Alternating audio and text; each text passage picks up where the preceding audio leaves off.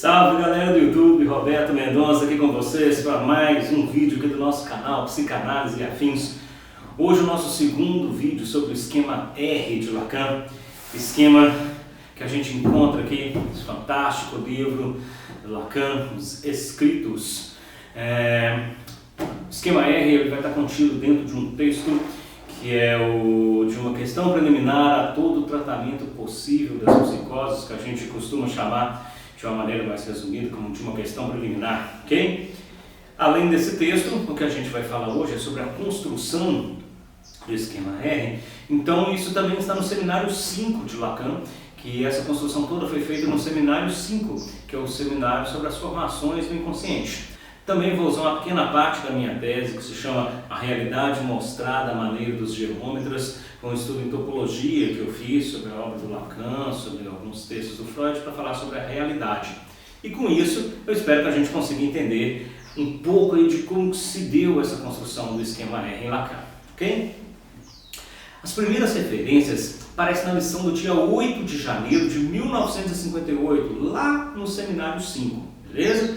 Lá, o Lacan está falando da distinção entre o nome do pai, o significante do nome do pai, e o pai real. E ele aborda a metáfora paterna e o édipo.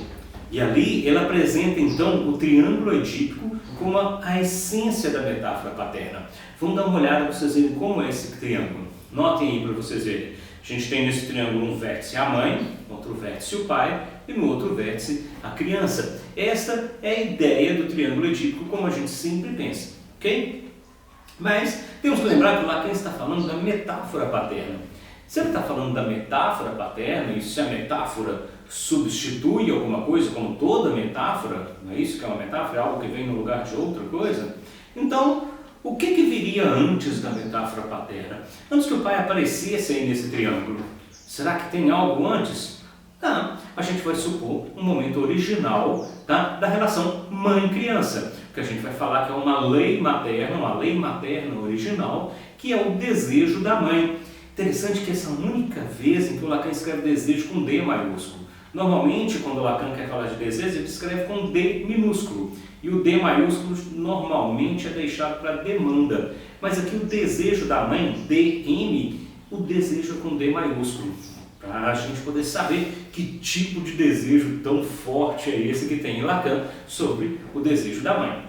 Então, a gente precisa voltar aí um pouquinho no tempo e apresentar um momento em que o pai ainda não entrou em cena. Então, vamos lá. A gente tira o vértice do pai e o que a gente vai ter? Vejam na imagem aí, só a mãe e a criança. Uma linha que vai da mãe até a criança, tá?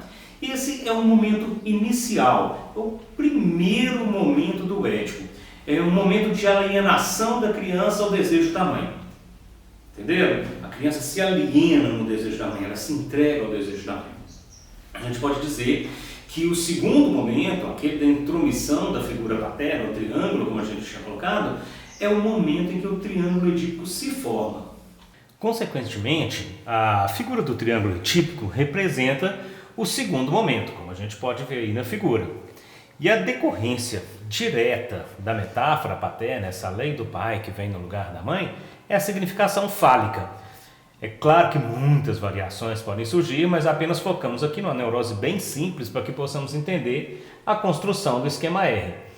Olhem para vocês verem. Agora vão aparecer, além das três pontos, dos três vértices que a gente tem, a mãe, o pai e a criança, vai aparecer um outro triângulo que está pontilhado, ele não é mais uma linha contínua, que tem no vértice a letra φ minúscula, seria o falo.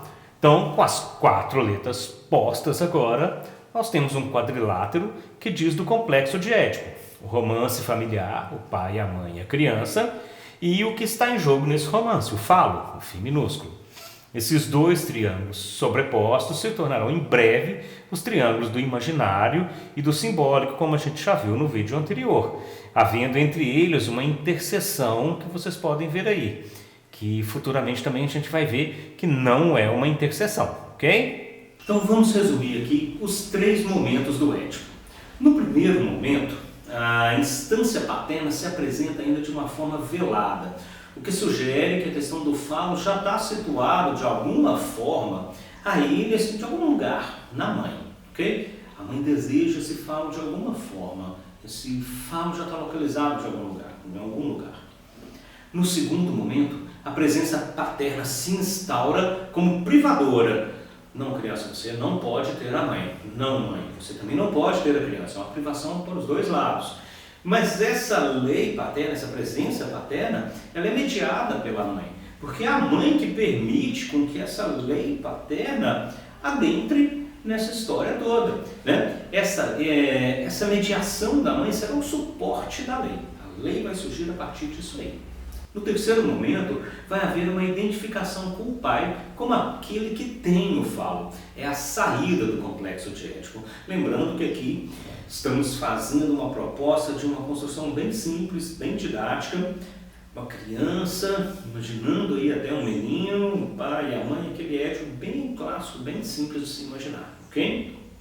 A gente sabe que tem várias outras formas.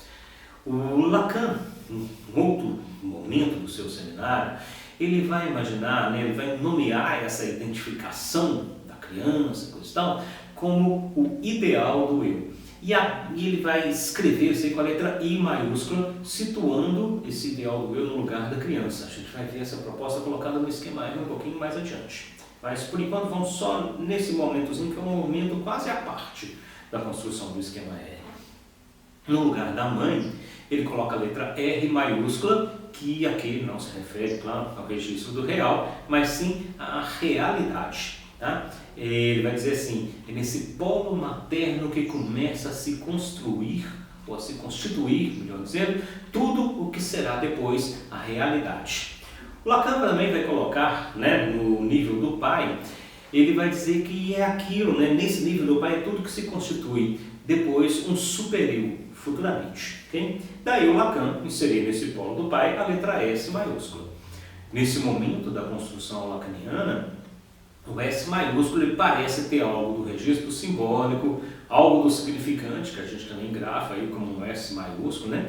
E também algo do superior, ainda que esses três sentidos aí estejam condensados numa única letra, que é o S maiúsculo. Nós temos então nesse triângulo aí, RSI, que muito parece um real simbólico imaginário, mas não é isso exatamente o que Lacan quer dizer com isso. Tá bom? Fechando esse pequeno parêntese, voltando aqui à construção do esquema R, há uma relação entre a mãe e a criança, que a gente coloca como esse eixo CM, no qual se constitui a primeira relação da criança com a realidade. Graças a uma primeira simbolização, essa intromissão do pai, né, a criança já entra em uma relação triangular. É nesse momento em que a dimensão do símbolo é inaugurada que a criança consegue situar sua posição. Uma posição em relação a dois polos. Tem a mãe, tem o pai, ok? E podemos pensar também em dois polos. Temos a realidade e temos o símbolo, né? Duas maneiras que a criança tem que se localizar. Nesse momento da discussão, Lacan vai retomar a discussão do estágio do espelho, um texto aqui dos escritos também, tá? Para dizer que, paralelamente ao eixo CM, o eixo criança-mãe, há uma cristalização do sujeito. Essa imagem original da criança, esse ponto ilusório, enganador, é o que vai subsistir. É a imagem no espelho que dá à criança a conquista da imagem corporal. Sabe, esse corpo? Pois é, ele é construído nessa relação especular. Existe a criança, existe a mãe e há esse espelho. A gente vai fazer futuramente um vídeo exclusivo para falar do estágio do espelho do Lacan. Ok? Mas voltemos ao esquema R.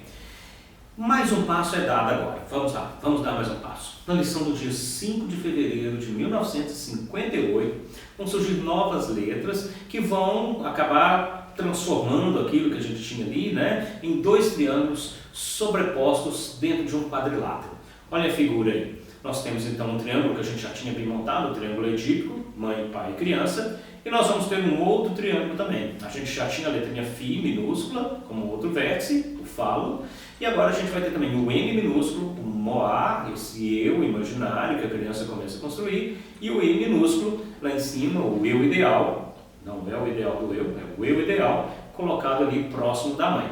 O Lacan diz que nós temos um duplo movimento. Primeiro, diz da experiência da realidade. Ele vai produzir um elemento ilusório e enganador, que é o fundamento dessa relação do sujeito com a realidade. Ok? É a imagem do corpo, do próprio corpo. O campo da experiência da realidade, prestem atenção mais uma vez aí na nossa figura, ele é aqui delimitado por Lacan pelo triângulo M maiúsculo, que é a mãe, I minúsculo, o eu ideal, e o M minúsculo, o eu da criança, apoiado no eixo da realidade do esquema anterior, CM, o eixo criança-mãe. O outro triângulo está ligado ao segundo movimento. Esse triângulo é o campo do sujeito, conquistado a partir da imagem original do eu, né? Aquela que a gente comentou aqui brevemente, que foi construída no estádio do espelho. É a partir dessa primeira experiência da criança que ele adentra, né, nesse quadrilátero M minúsculo, I minúsculo, M maiúsculo, C maiúsculo, que se dá através de identificações sucessivas nesse segmento M minúsculo C, ok? A partir das quais a própria criança assume o papel de uma série de significantes. Ou seja, vocês lembram quando eu disse no vídeo anterior que a criança também é uma função? Sim, aqui a própria criança assume o seu papel como uma série de significantes. Mais adiante, continuando aqui no Lacan, um mês depois, na lição de 5 de março de 1958, ele vai apresentar uma nova forma agora, com dois triângulos bem definidos. Vejam aí na imagem, o triângulo que a gente já tinha colocado, mãe, pai, criança, e o triângulo falo, I minúsculo, e agora vai colocar eu, já no local do M minúsculo, que é o Moá. E notem também que debaixo da letra C, a gente tem criança desejada igual ideal do eu. Sabe aquela história de que a criança é desejada? Desejada por quem? Pela mãe, originalmente? Esse ideal do eu vai ser colocado aí e futuramente, quando a gente vê o esquema R, completo, nós vamos ver aí a letra I nesse lugar. Esses dois triângulos, então, serão aqueles que no texto de uma questão preliminar, que a gente está trabalhando, né, vão ser nomeados como o triângulo simbólico das três letras maiúsculas, criança, pai e mãe, CPM, e o triângulo imaginário, eu, I minúsculo e o Φ minúsculo. Okay? O Lacan apresenta aqui, então, o que a gente costuma chamar aí de anterioridade simbólica. O que é isso? Um primeiro objeto simbolizado pela criança é a mãe, né? E essa tem um papel fundamental na constituição da realidade dessa criança. Justamente pelo fato de essa criança ser desejada ou não antes do seu nascimento, que toda essa relação pode ser construída. A criança desejada é o ideal do eu, letrinha I, como a gente disse. E o pai surge aqui como um pai criador, o significante, lembrando que o pai aqui é um significante, que instaura o surgimento do significante.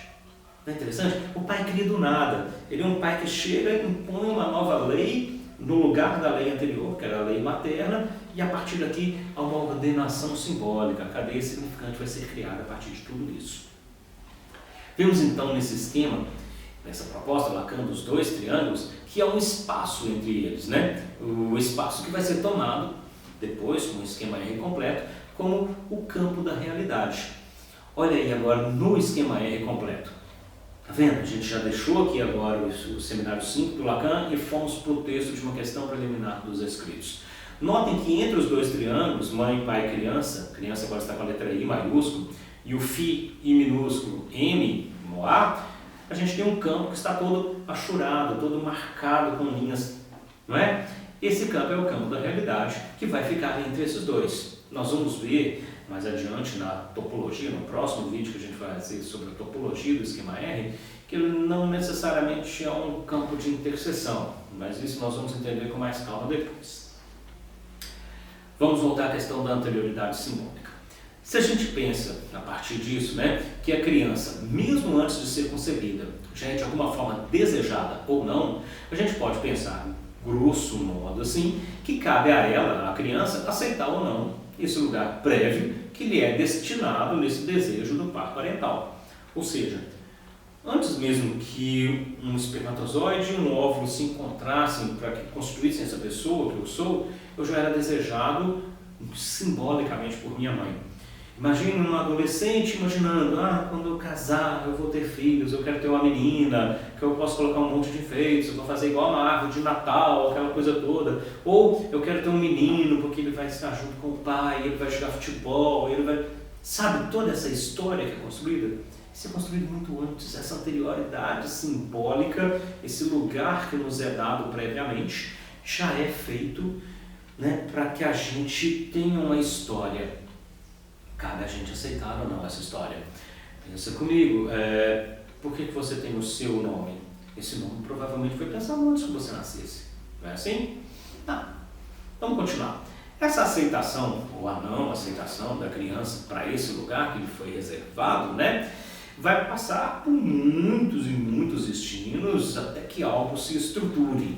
Lembrando que estamos aqui no iníciozinho do Lacan estruturalista, né, forte na questão do simbólico, uma primazia muito grande do simbólico. Então pensar que o nosso primeiro momento, logicamente falando, esse momento da relação primordial com a mãe e com o desejo da mãe, uma lei original, uma lei meio que sem limites, né? Essa lei da mãe, esse desejo da mãe, do D maiúsculo. E para a criança, então, a gente vai ter o quê? Vai surgir depois o pai como um terceiro nessa história e ele vai ter, essa criança vai ter que ter uma resposta possível a essa entrada do pai na história. E basicamente a gente tem 3 possíveis respostas, né? Quais são essas 3 respostas? Vamos lá. A criança pode aceitar a lei e perder para sempre o seu objeto primordial, mas ela vai continuar buscando isso eternamente, neurose. A criança pode também aceitar a princípio a lei, mas continuar sempre contestando, desmentindo essa lei e tentando de alguma forma manter a relação com esse objeto perdido, ainda que sabendo que isso aí vai ser um fetiche, não é o objeto mesmo, perversão. Ou a gente pode pensar ainda que a criança pode se decidir por não perder o objeto, rejeitando a lei, mas isso aí mantém a criança numa alienação ao grande outro, bem mais marcada, uma alienação ainda mais marcada do que a comum que a gente tem no dia a dia de todo mundo. Esse seria o ponto das psicoses. Cada uma, então, dessas respostas vai conduzir a uma forma específica daquela criança de se relacionar com a realidade. Pela via do fantasma, da neurose, nós vamos ter algumas traduções que vão dizer que é pela via da fantasia. O Lacan utiliza a palavra fantasma, tá? Ele vai fazer em alguns seminários uma diferenciação entre fantasma e fantasia, por isso que dizemos que é pela via do fantasma. Temos também pela via do fetiche, na perversão, e, finalmente, pela via do delírio na psicose.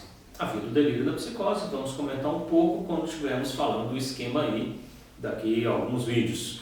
O próximo vai ser o vídeo em que vamos falar da topologia do esquema R. E essa topologia é bastante interessante. Até lá, o que eu quero pedir a vocês é o quê?